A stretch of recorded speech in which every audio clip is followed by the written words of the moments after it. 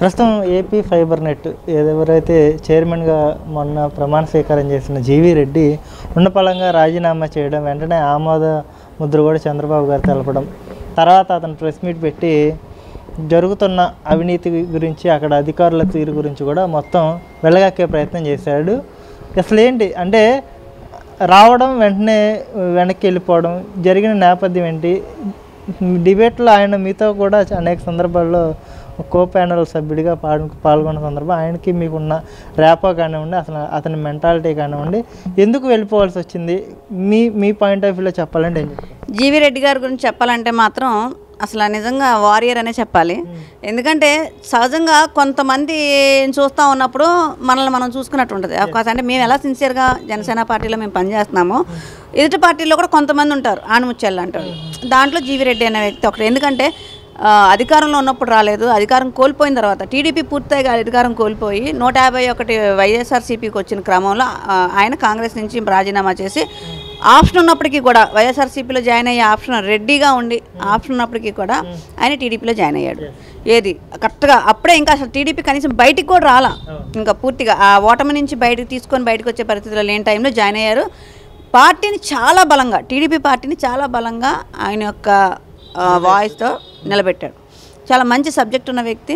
కానీ అలాంటి వ్యక్తి రాజీనామా చేయటం, పార్టీకి కూడా గుడ్ బై, పార్టీ సభ్యత్వాన్ని కూడా రాజీనామా చేయటం కొంచెం బాధాకరమైన విషయం. అంటే ఈ దీంట్లో మనం చూడాల్సింది ఏంటి అంటే ఒక నిజాయితీ పడికే ఆ కష్టం కలిగిద్ది. ఏదంటే అతను నిజాయితీగా అంటే ఏదైతే ఆలోచనలు అతని డిబేట్స్లో మీరు చాలా డిబేట్స్ చూసుంటారు, నేను కూడా చాలా డిబేట్స్ అతనితో పాల్గొని ఉన్నాను. అతని ఆలోచన విధానం అంటే మా ఆలోచన నిజాయితీగా పనిచేసే వాళ్ళ ఆలోచన విధానం అంటే వ్యవస్థలో మార్పులు రావాలి. అంటే గవర్నమెంట్ వచ్చింది కదా, గవర్నమెంట్ని ఎంజాయ్ చేయాలనేది కాకుండా, గవర్నమెంట్లో ఉన్న ఫెసిలిటీస్ ఎంజాయ్ చేయాలని కాకుండా వ్యవస్థలో మార్పులు తీసుకురావాలి. ఏదైతే మనం వైఎస్ జగన్మోహన్ రెడ్డి మీద మనం వేసే ఏవైతే ఉన్నాయో వాటిలన్నిటికీ భిన్నంగా మనం పరిపాలన చేసి చూపించాలి అనేది ఎవరి కాళ్ళకు ఉంటుంది. ఈవెన్ నాకు అలాంటి పొజిషన్ ఉన్నా కూడా నేను కూడా అలాగే ఆలోచిస్తా.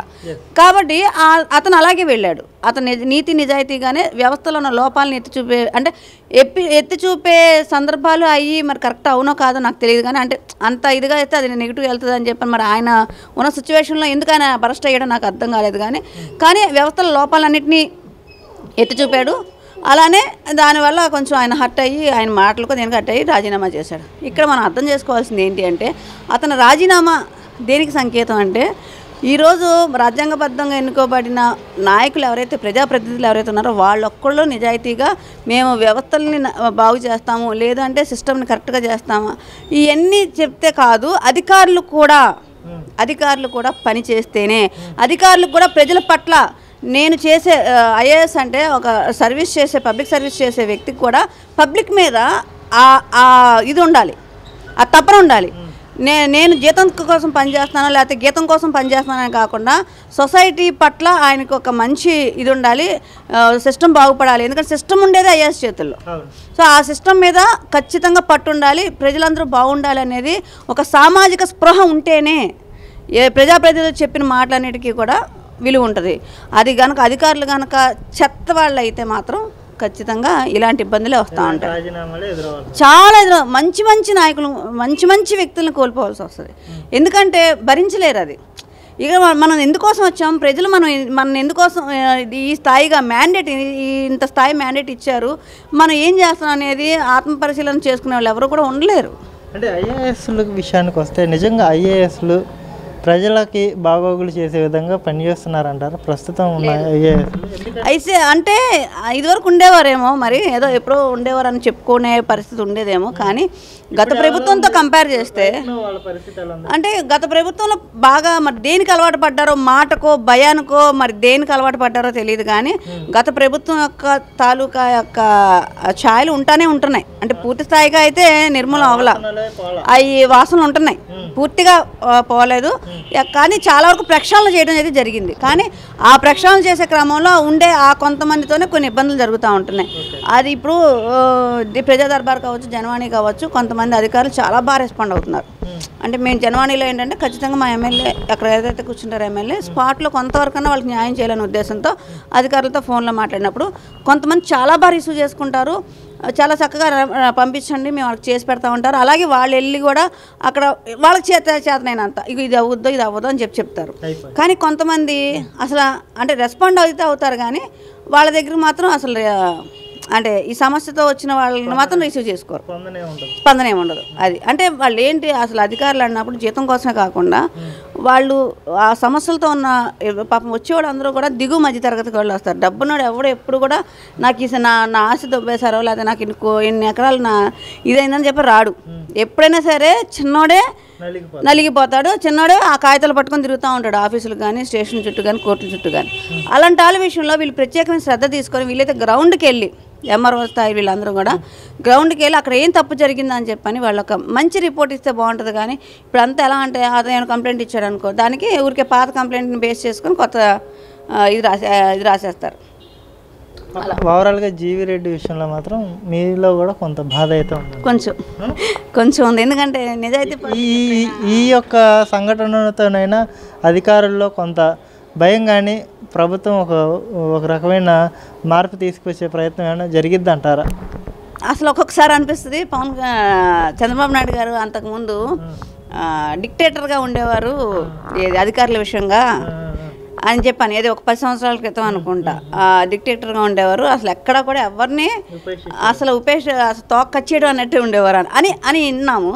సో అలాంటిది ఏమైనా రావాలేమో మళ్ళీ చంద్రబాబు నాయుడు గారు మళ్ళీ ఏమన్నా అలాగా అంటే దాన్ని మళ్ళీ బయట తీసుకొచ్చి కొన్నాళ్ళు అది చేస్తే మాత్రం ఏమో మళ్ళీ అధికారులు అందరూ లైన్లో. ఎందుకంటే ప్రజాప్రతినిధులు మాత్రం కొంచెం కళ్యాణ్ గారి వల్ల చంద్రబాబు నాయుడు గారి వల్ల కొంత స్టడీ అయ్యారు. ఇంకా అధికారులు స్టడీ అవ్వాలంటే ఆయన పాత మన లోపల ఉన్నది బయటికి తీసుకొస్తే అధికారులు కూడా స్టడీ అవుతారు. అంటే అధికారులని పని చేయమండమే పెద్ద తప్పు, పెద్ద బూతు. అలాంటిది వాళ్ళ మీద మళ్ళీ మనం ఒత్తిడి తీసుకొచ్చి డిక్టేటర్షిప్ ప్రదర్శిస్తే ఈ ప్రభుత్వం మంచిది కాదు, ఈ ప్రభుత్వం చేతగానిది, ఈ ప్రభుత్వం వల్ల సామాన్య మధ్యతరగతి ప్రజలు ఇబ్బంది పడతారు అని చెప్పేసి ప్రజల్ని మళ్ళీ డైవర్ట్ చేసి మాకు జీతాలు సక్రమంగా ఇవ్వట్లేదు, ఈ రకరకాల ఎలిగేషన్స్ అన్నీ ఉన్నాయి లేని అన్ని పార్టీలకు అంటగట్టి అది ఎలక్షన్ టైంలో కాబట్టి అదే అందుకే కదా అప్పుడు ఆయన డిక్టేటర్షిప్ మానేసి ఆయన అనుభవించారు కాబట్టి డిక్టేటర్షిప్ మానేసి నార్మల్గా వచ్చారు. కానీ ఇప్పుడు వ్యవస్థ పూర్తిగా నాశనం అయిపోయేటప్పుడు మళ్ళీ ఖచ్చితంగా ఆ డిక్టేటర్షిప్ రావాలేమో అంటే అదొక ఆలోచన అంతే. అదే ఇప్పుడు పోనీ వాళ్ళు అన్నారు అనుకోండి, ఇంకా 4 సంవత్సరాల టైం ఉంది కదా, ఈ 4 సంవత్సరాల టైంలో మళ్ళీ ఎలక్షన్ టైంకి మనకు కావాల్సింది వాళ్ళు ఏదన్నా చెడుగా ప్రొపగండా చేస్తారన్నా లేదా ప్రభుత్వమే దుమ్మెత్తి పోస్తారన్నా కూడా ఈలోపు మనం చేసే మనం ఇచ్చే సంక్షేమ పథకాలు అవ్వచ్చు, మనం చేసే అభివృద్ధి అవ్వచ్చు, ఇవన్నీ కూడా కళ్ళకు కట్టినట్టు కనిపిస్తాయి కదా. అంటే 8 నెలలుగా అధికారులు ఎలా పనిచేస్తున్నారు? నిజంగా హానెస్టీగా ఎన్డీఏలో ప్రజలకు మంచి చేయాలన్న ఒక సదుద్దేశం ఉందా? నాయకుల్ని పక్కన పెట్టండి, జగన్మోహన్ రెడ్డి గారి పరిపాలనలో అక్కడ సంగతులు పక్కన పెట్టండి, ఈ 8 నెలల్లో ఎలాంటి మార్పులు ఏమైనా చూడగలిగారు? అంటే జనవాణి ద్వారా కానివ్వండి, మీరు విజయవాడలో తిరిగి వాళ్ళతో ఇంటరాక్ట్ అయిన సందర్భంలో కానివ్వండి, అసలు యాక్చువల్ రైట్ నో సిచ్యువేషన్ ఏంటి అంటే ఏం చెప్పారు? అధికారుల్లో చాలా వరకు మార్పు వచ్చిందండి, కాకపోతే ఇంకొంచెం ఉంది, అది పూర్తిగా పోదు. ఎందుకంటే జగన్ మానియా అనేది కొంత ఉంది, అది మనం వద్దన్నా ఒప్పుకోవాల్సిన ఇది. అంటే మళ్ళీ దీన్ని మళ్ళీ ఏదో నెగిటివ్గా మాట్లాడవచ్చు, కానీ ఎక్కడ ఒక 10% 5% వాళ్ళది ఉంటుంది. గబుకు నేను సమస్యలు వాళ్ళ దగ్గరికి వెళ్ళినాయి అనుకోండి, అవి నెగ్లెక్ట్ అవుతున్నాయి. కానీ మిగతా అందరూ మాత్రం కొంచెం అంటే వీళ్ళ యొక్క త్యాగం, ముందు పవన్ కళ్యాణ్ గారు ఒక త్యాగాన్ని దృష్టిలో పెట్టుకొని ప్రజల కోసం వీళ్ళు చేసిన దానికి మనం కూడా సపోర్ట్ ఇవ్వాలి అని చెప్పని ఖచ్చితంగా వాళ్ళు దృష్టిలో పెట్టుకున్నారు, పని చేస్తున్నారు. ఎందుకంటే ఈ ట్రాన్స్ఫర్లు ఎవరి కాళ్ళు ఎక్కడికక్కడ కావాల్సిన వాళ్ళందరికీ ట్రాన్స్ఫర్లు అయినాయి, ఎవరి వాళ్ళు పని బాగానే చేస్తున్నారు. కానీ కొంతమంది, నేను అనేది అందరూ కాదు, ఆ కొంతమంది వల్ల వ్యవస్థ నాశనం అవుతుందంట. థ్యాంక్ యూ అండి.